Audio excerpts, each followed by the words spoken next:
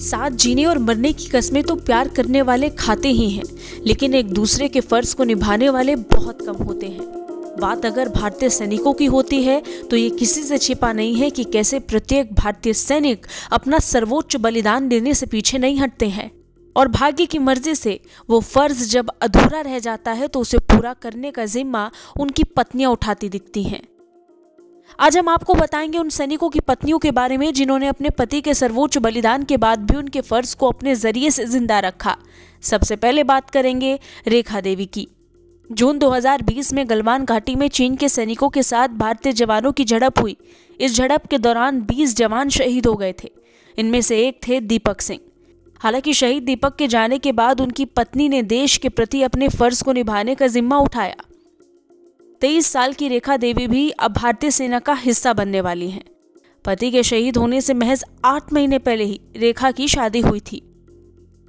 उन्होंने चेन्नई स्थित officers training academy यानी OTA में शामिल होने के लिए परीक्षा को पास किया। अब OTA से उनकी 9 महीने तक ट्रेनिंग होगी। इसके बाद उन्हें सेना में कमीशन किया जाएगा। रेखा ने 23 नवंबर 2021 को एक समारोह में राष्ट्रपति कोविंद से अपने पति की ओर से वीर चक्र को भी प्राप्त किया था। इतनी कम उम्र में सेना में शामिल होने वाली रेखा अकेली नहीं है। इसमें एक नाम निकिता कौल का भी है, जिन्होंने अपने पति के फर्ज को अपना फर्ज बनाया और उसे आज तक जिंदा रखा। पुलवामा हमले का बदला लेने के लिए आतंकियों को मौत की नींद सुलाने के बाद मेजर विभूति शंकर डोंडियाल शहीद हो गए थे।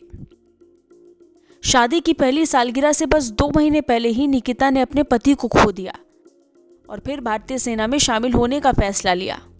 निकिता कौल ने खुद को भारतीय सेना के लिए तैयार किया। निकिता बतौर लेफ्टिनेंट भारतीय सेना की टेक्निकल विंग में सेवा दे रही हैं। फर्ज की विरासत को आगे बढ़ाने वालों में एक नाम कनिका राणे का भी है। मेजर कौस्तुभ राणे कश्मीर में आतंकवादियों से लड़ते हुए शहीद हुए थे। तब उनकी पत्नी कनिका ने हिम्मत जुटाकर पति के नक्शे कदम पर चलने का फैसला किया।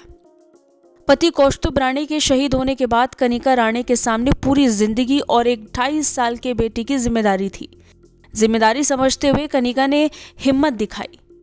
अपने पहले ही प्रयास में SSB एग्जाम को क्लियर किया। 2020 में कनिका को कमीशन किया गया।